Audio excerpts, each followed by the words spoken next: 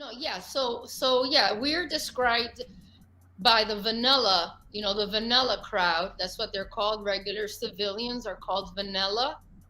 We are described as kinky. That's the best word that they can use. So when you do meet someone and you're courting, you do talk about your kinks. You say, what are Okay. your kinks? And your kinks go into the contract along with your hard limits and whatever other, uh, other clauses or other information you want to include in there. But yeah, kinks are the fetishes or the things that you're into. What is your kink? Why are you up? Because I got some important shit going on here. What do you think? Boom, the well pass.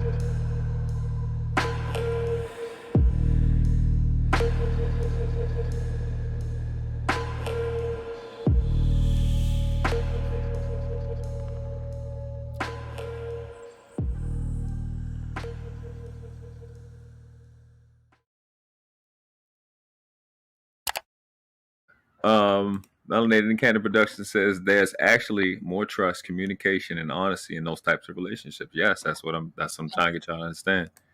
100%. Yes, B-Rose, I am a unicorn. I've been identified as a unicorn in the BDSM community. So when I am out looking for a master and he introduces himself to me, I let him know that I am a unicorn. A unicorn means that you've been fully trained, and I have references. My old master would gladly speak to a new one if that's what he required, because I've been fully trained.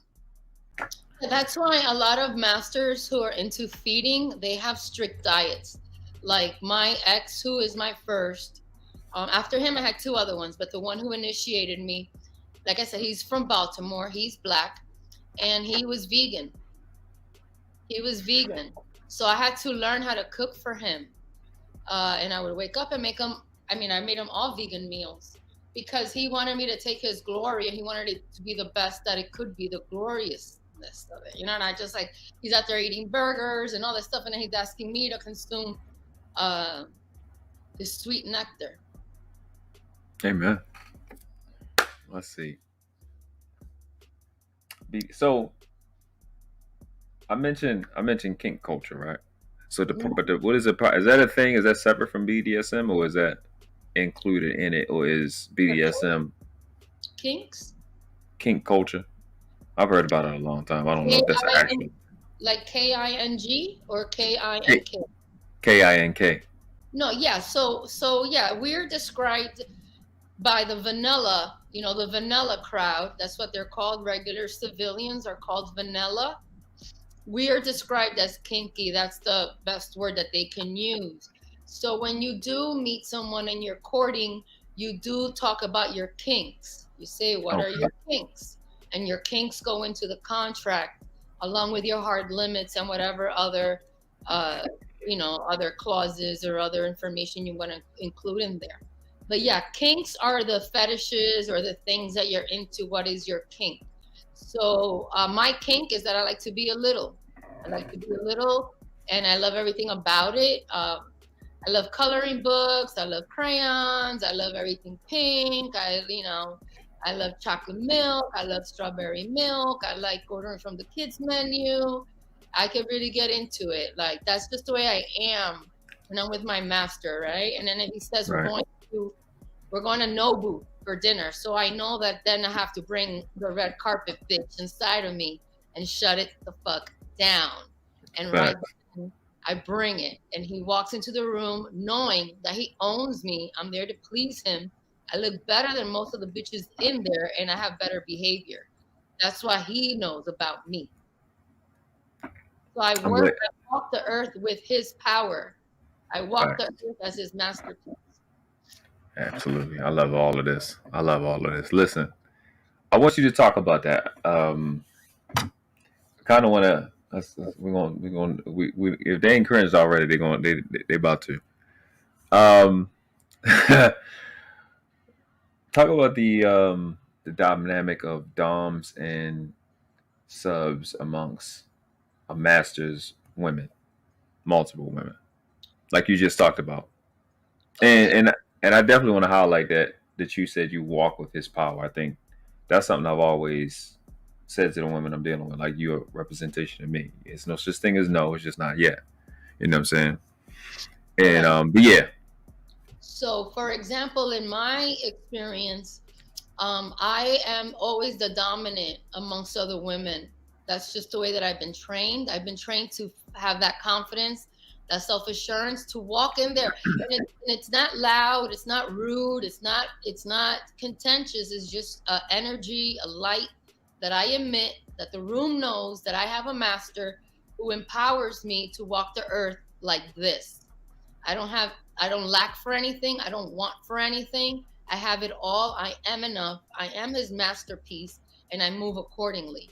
And other littles will notice the way that I move, and they'll say, "Oh my gosh, she has more pride. She's more obedient." I could tell.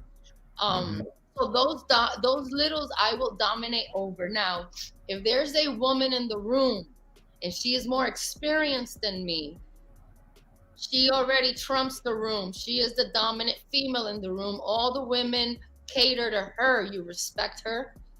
Usually it's like an older lady, like, you know, and she's just got her shit together. And in real life, it happens, right? You're like, damn, look at that older lady, man. She's the freaking bomb.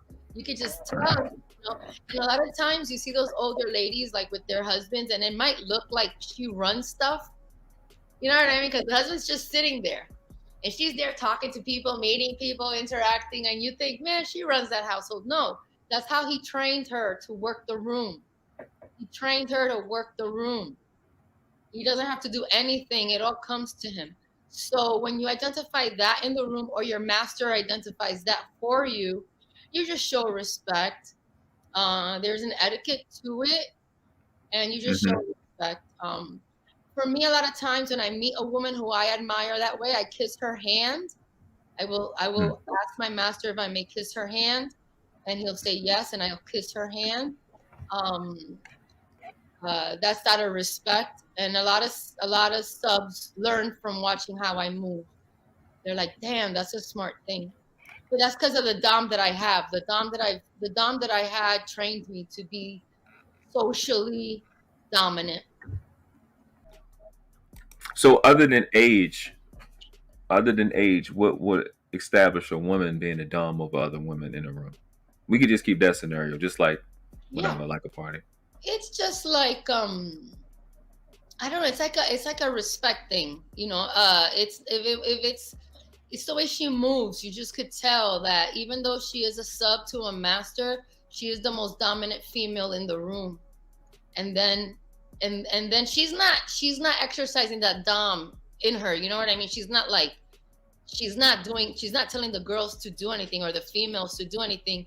You just know, like, you just see how she moves and you're like, damn, I want to be like her. I want to be that type of submissive. She's aware of the whole room. She just moves in a way that you could tell that she has the backing of her master 1,000%. Right. And it's a beautiful thing. Like, you know, like when you see a woman who's just so confident, you know what I mean? And she's like, she's gregarious. She's social. She knows current events. She knows how to eat. She knows how to move. She knows how to put her fork down when she's eating, not just be stuffing her face. You know what I mean? She moves with grace. There's all these components to it.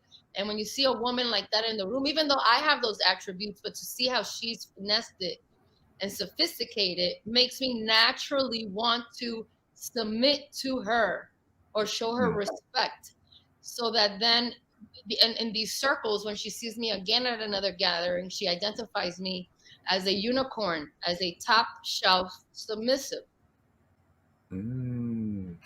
Also, some of those, like, that kind of instantly piqued my mind when you said it that time. I thought about a lot of different adult sites and adult brands that have a unicorn.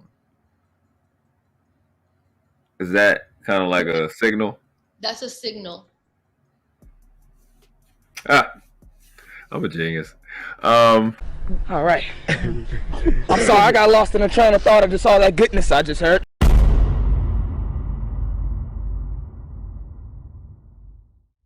They would be fools to resist my divine power.